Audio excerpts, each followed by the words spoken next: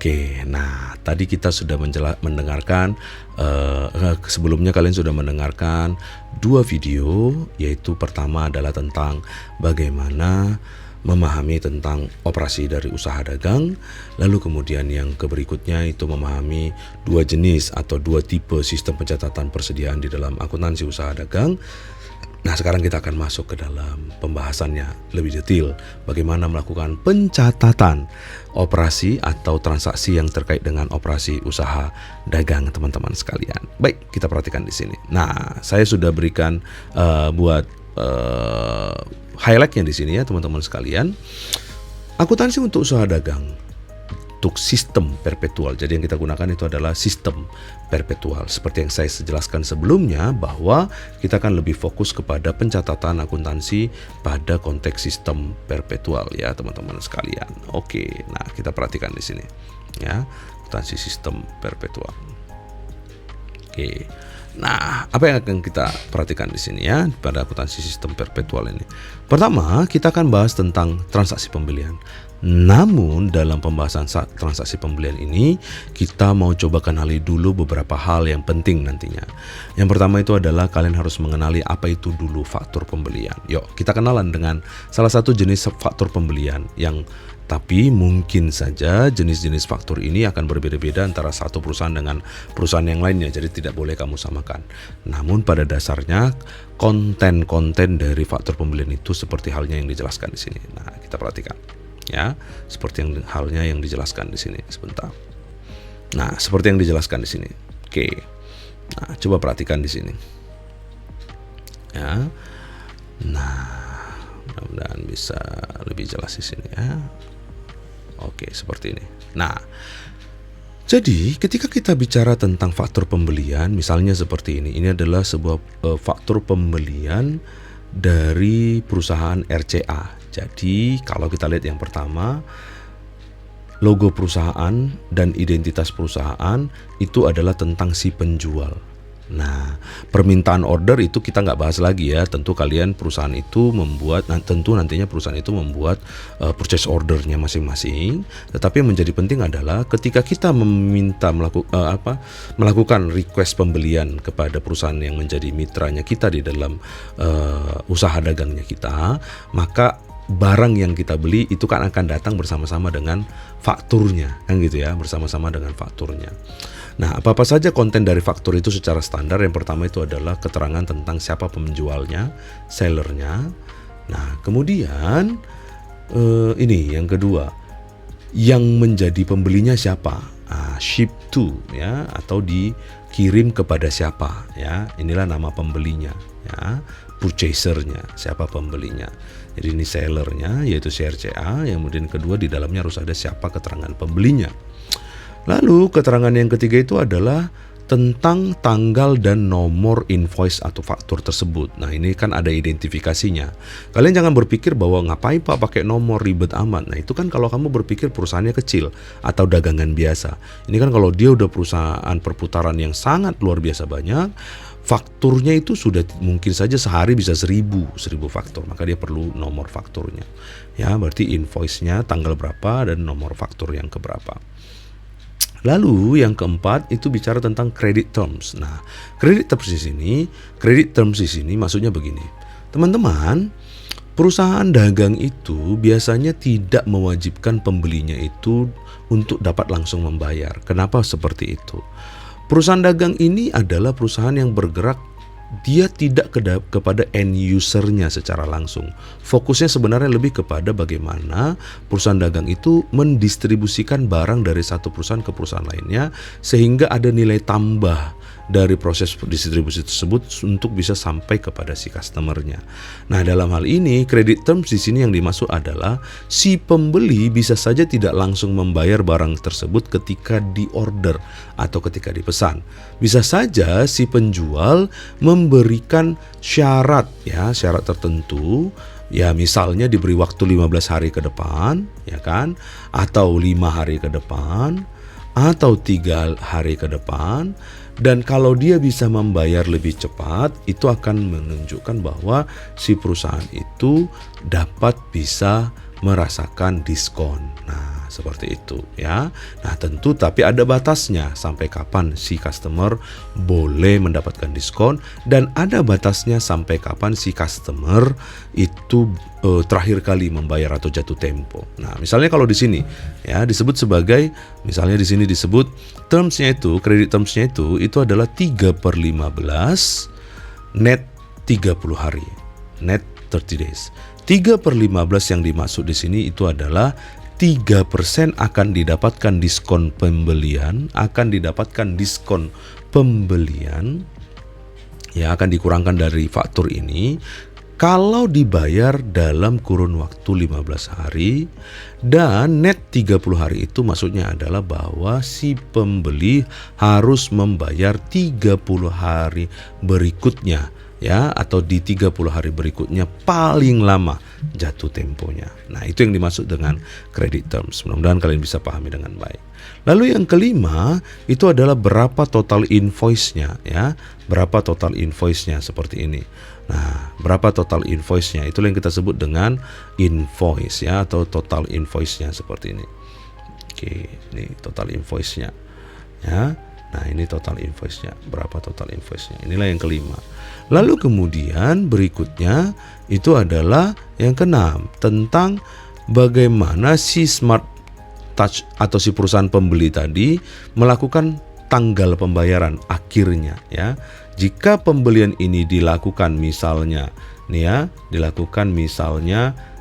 tanggal 6 bulan 1 tahun 2013, berarti paling lama dia akan harus membayarnya itu adalah tanggal 15 bulan 6 tahun 2013. Berarti maksudnya ini tanggal 1 bulan 6 tahun 2013. Tapi ini dalam konteks si si pembeli itu membayarnya pada kondisi diskon ya, diskon seperti itu. Oke, sampai kemudian untuk poin nomor 7 itu adalah kalau dimasukkan di dalam 14 hari kemudian maka akan didapat diskon. Disinilah perhitungannya seperti itu. Nah, itulah kira-kira penjelasan seperti apa bentuk dari faktur yang digunakan oleh perusahaan dagang. Nah, nanti yang kalian hadapi di perusahaan itu ya seperti ini faktur-fakturnya. Mungkin kalau soalnya nanti diceritain ya, tetapi kalau kalian hadapi nanti perusahaan, itu yang kalian hadapi adalah terkait dengan faktur-faktur dari proses penjualan dan pembelian. Nah, kalau ini adalah purchase invoice, ini yang dihadapi oleh atau yang didapatkan oleh si pembeli. Sehingga dari faktur pembelian inilah si pembeli melakukan pencatatan. Nah, bagaimana melakukan pencatatannya? Kita bahas di jurnal pembeliannya, teman-teman sekalian ya.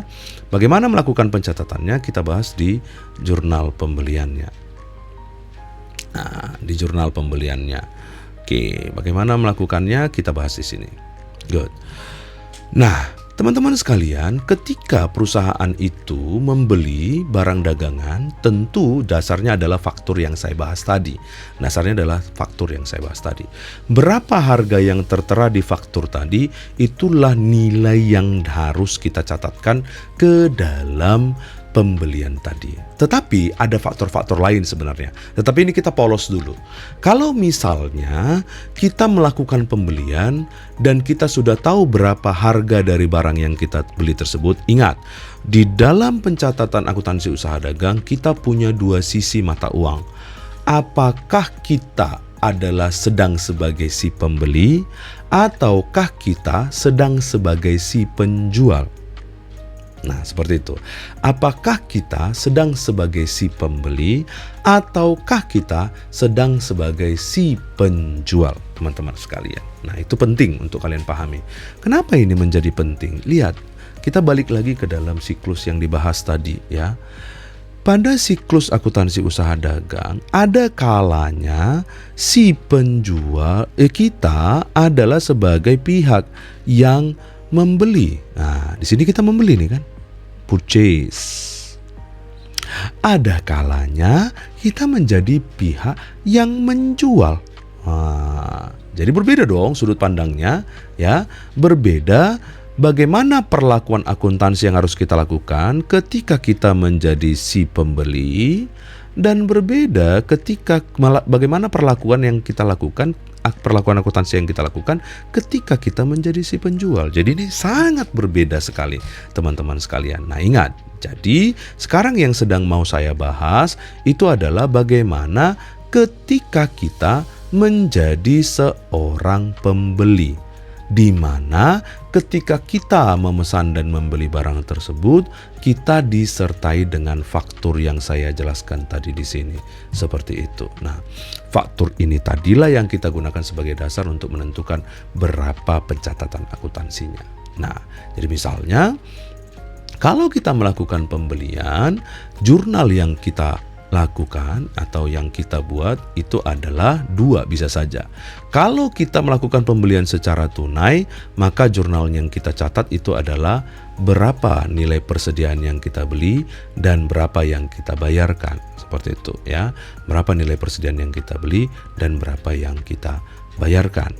Selanjutnya, kalau kita membelinya secara kredit atau belum langsung dibayar secara tunai, maka berapa nilai persediaan yang kita beli itu kreditnya adalah utang usaha. Jadi kalau seperti halnya di sini tadi, berapa nilai dari pembelian ini teman-teman sekalian ya?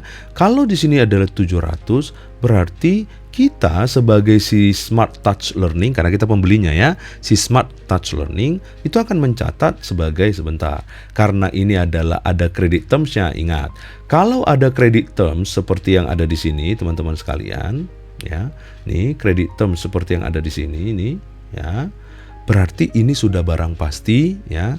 Ini sudah barang pasti melakukan pembelian secara kredit kalau ada kredit terms-nya. Nah, maka dari itu kalau kita melakukannya itu secara kredit pembeliannya, berarti kalau berdasarkan faktor tersebut, maka inventory di sini adalah 700. Ini sebentar salah ya. Sebentar, kan kredit ya. Bentar teman-teman. Oke, bentar. Sebentar ya, berarti inventory adalah 700 dan utang usaha adalah sebesar 700 juga, seperti itu. Begitulah kira-kira contohnya. Nah, maka perhatikan ketika kamu melakukan pembelian, apakah pembelian tersebut dilakukan secara kredit atau secara tunai. Nah, dalam bahasa Indonesia kita sebutlah dia sebagai ini ya. Nah, persediaan barang dagang, inventory itu kita sebut sebagai persediaan barang dagang pada kas, atau kalau secara kredit persediaan barang dagang pada utang. Itulah kalau kita mau melakukan yang namanya jurnal pembelian. Nah, teman-teman sekalian. Nah, kemudian sekarang ya teman-teman, dalam konteks kita adalah sebagai si pembeli dari suatu barang dagangan ya. Dalam konteks kita adalah si pembeli dari suatu barang dagangan ya. Tentu ketika barang dagangan tersebut dipesan, ada proses ketika barang tersebut dikirimkan atau diproses kirim oleh si penjual kepada kita. Nah, di dalam prinsip akuntansi usaha dagang ada 2 jenis. Kalau tadi 2 jenis sistem pencatatan persediaannya, ini juga dua jenis dasar di dalam menentukan ya, terms ya, dasar di dalam menentukan siapa yang menanggung dan membayar biaya pengiriman dari barang yang dijual ya. Nah, ada termsnya, ada dasarnya. Dasarnya itu 2 istilahnya. Yang pertama kita sebut sebagai FOB shipping point. FOB itu singkatan dari Free on Board Shipping Point. Free on board shipping point ya. Shipping point artinya tempat di mana si penjual menyerahkan barang dagangan yang dibeli tersebut atau persediaan yang dibeli tersebut atau yang dijual tersebut kepada si perusahaan pengiriman. Itu yang kita sebut sebagai shipping point, titik di mana barang tersebut dikirimkan. Berarti barang tersebut akan menjadi tanggung jawab si penjual hanya sampai ketika itu diserahkan kepada si pengirim atau perusahaan pengiriman. Nah, sedangkan si pembeli kemudian akan bertanggung jawab atas barang tersebut sejak dia dikirimkan. Maka kalau dia adalah free on board shipping point, si pembelilah yang wajib menanggung biaya pengiriman. Nah, istilah yang kedua itu adalah free on board destination. Free on board destination. Jadi seperti pengertiannya, free on board destination adalah free sampai ke tujuan. Artinya si pembeli menjadi penanggung jawab dari barang tersebut sampai barang tersebut sampai ke tangan dari si pembeli. Maka selama ketika barang tersebut masih di dalam proses pengiriman dari gudang si pembeli menuju kepada dari gudang si penjual menuju kepada gudang si pembeli, maka barang tersebut masih menjadi tanggung jawab dari si penjual dan kemudian biaya pengirimannya adalah bagian dari tanggung jawab si penjual. Seperti itu teman-teman sekalian ya. Nah, mudah-mudahan dapat dipahami dengan baik ya oleh kalian. Nah, saya ulang lagi. Mudah-mudahan dengan mengulang bisa menjadi lebih paham. Kalau syarat penjualannya adalah atau pembeliannya adalah free on board destination, free on board shipping point. Saya ulang ya. Yang pertama, free on board shipping point. Free sampai ke tempat si penjual menyerahkan barang tersebut kepada perusahaan pengiriman.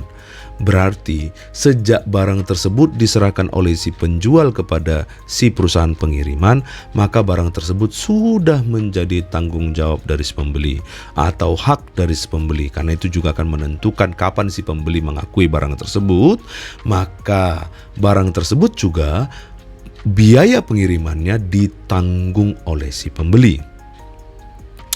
Sedangkan kalau free on board destination berarti barang tersebut masih menjadi tanggung jawab dari si penjual sampai barang tersebut diterima oleh si pembeli. Maka kalau syaratnya adalah free on board destination, yang menanggung biaya pengiriman adalah si penjual dari barang tersebut. Seperti itu. Nah, ini menentukan ya teman-teman ya, menentukan tentang siapa yang kemudian nanti menanggung biaya pengiriman, dan biaya pengiriman ini menentukan berapa besarnya jumlah persediaan yang kemudian tertanggung atau dibebankan atau incurred seperti itu. Nah, jadi kalau misalnya seperti ini tadi, ya misalnya seperti si RCA tadi ini ya teman-teman sekalian, ini kan tidak ada keterangan biaya pengiriman. Langsung saja ada $700 adalah yang sesuai dengan ada di faktur. Nah, kalau kemudian misalnya si perusahaan ya kemudian menetapkan kalau misalnya kemudian si perusahaan menetapkan bahwa ada syarat pembelian yaitu free on board shipping point di mana si pembeli wajib menanggung biaya pengiriman, maka biaya pengiriman tersebut nanti akan menjadi penambah jumlah dari biaya yang dibebankan ke dalam persediaan tersebut. Jadi tidak muncul nanti beban pengiriman, tidak, tetapi berapa besarnya biaya pengiriman tersebut menjadi penambah dari nilai persediaan tersebut atau harga pokok dari persediaan tersebut atau yang dibebankan kepada persediaan itu. Saya udah buat bahasa yang lengkap, mudah-mudahan kalian bisa memahaminya seperti itu nanti ya. Nah, oke, mudah-mudahan kalian bisa paham tentang free on board yang dimaksud di sini untuk syarat pengiriman, tentang yang menentukan siapa yang harusnya menanggung biaya pengiriman. Nah, kemudian kita akan bahas tentang jurnal dari diskon pembelian. Nah, seperti yang kita bahas tadi di sini teman-teman, ketika perusahaan itu diberikan syarat kredit seperti yang di sini tadi, syarat kredit ini tadi ya, yang saya sebutkan tadi di sini teman-teman. Ini syarat kredit ini. Kadang-kadang perusahaan, bukan kadang-kadang ya, cenderung perusahaan untuk bisa mendapatkan manfaat dari pengurangan harga ini tadi, maka mereka berusaha untuk membayar pada syarat ini tadi. Jadi kalau misalnya ternyata perusahaan mampu membayar pada syarat yang dimaksudkan di sini tadi, maka ada jurnal yang ditentukan untuk sistem pencatatan perpetual. Diskon pembelian ini tadi kemudian dianggap menjadi pengurang dari harga barang yang dibeli, ya, atau harga pokok atau biaya yang dibebankan kepada barang yang dibeli tersebut, ya. Dia menjadi pengurangnya.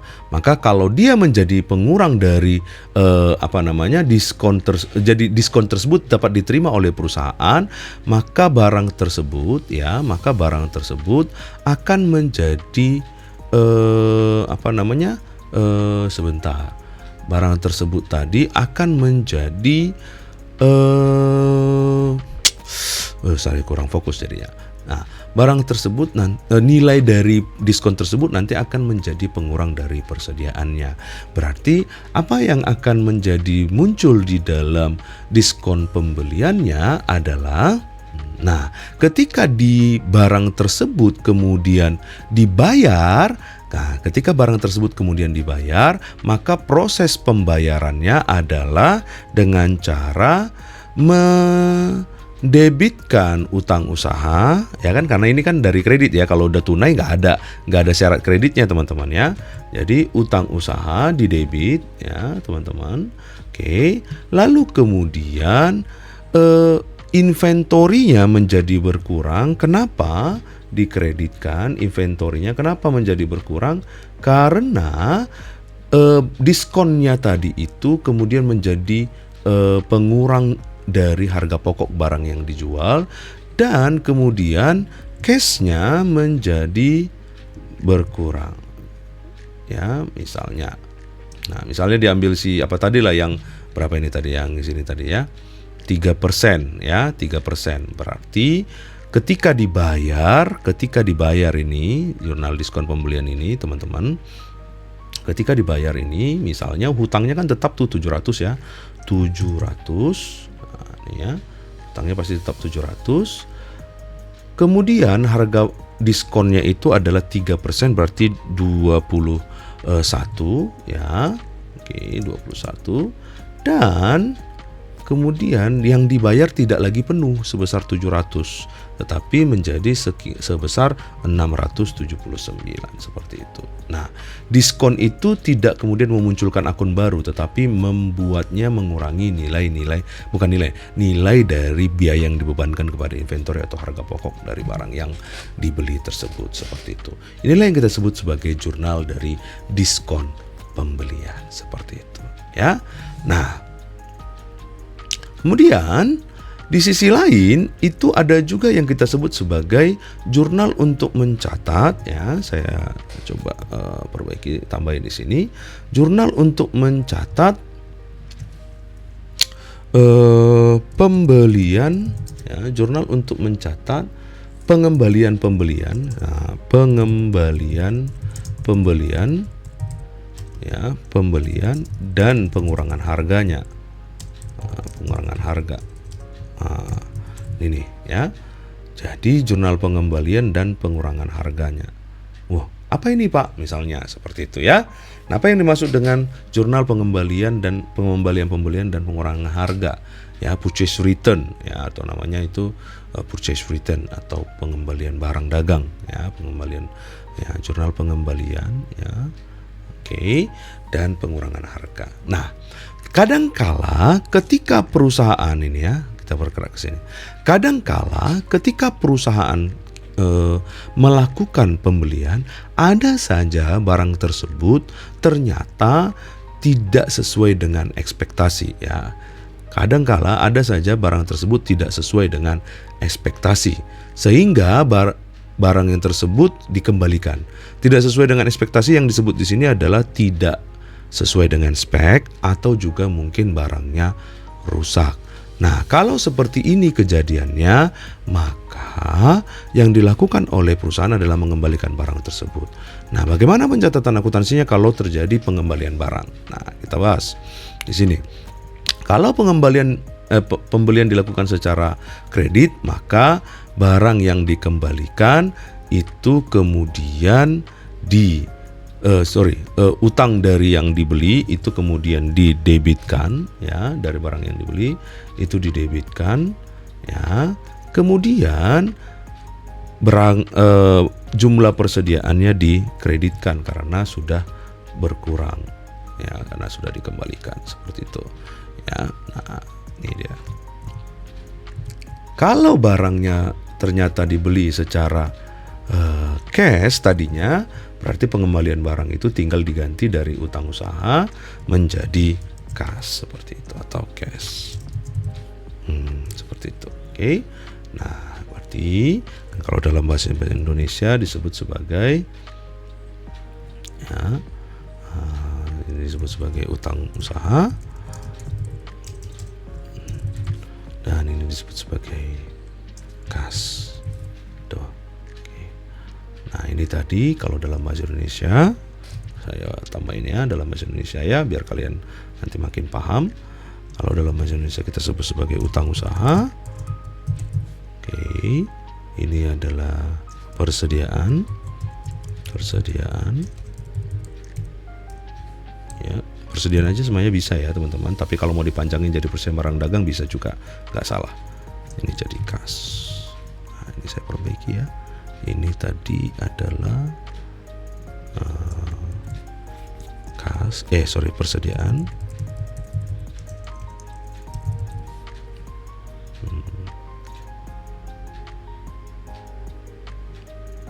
Ini juga persediaan.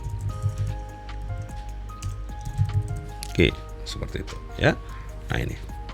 Oke, teman-teman, itu dia yang saya maksud dengan jurnal-jurnal yang dibutuhkan di dalam pencatatan akuntansi untuk usaha dagang. Ya, semuanya sudah kita bahas yang ini ya. Ya, faktur pembelian sudah kita bahas, jurnal ini sebentar, ini kegedean ya. Faktur pembelian sudah kita bahas, jurnal pembelian sudah kita bahas, biaya pengiriman sudah kita bahas, diskon pembelian juga sudah kita bahas, retur pengembalian juga, dan potongan harga juga sudah kita bahas. Pengembalian atau retur ya, tadi itu retur itu namanya yang ini tadi, pengembalian ini tadi. Nah, seperti itu. Oke, jadi ini sudah kita bahas semuanya, dan berikutnya kita nanti akan bergerak kepada tugas yang akan saya berikan kepada kalian. Semoga kalian bisa mengerjakannya dengan baik sesuai dengan pembelajaran yang sudah, penjelasan yang sudah saya berikan untuk kalian. Nanti saya akan buatkan beberapa video contoh untuk usaha dagang ini, atau mungkin saya nanti ketemu kalian di dalam kelas.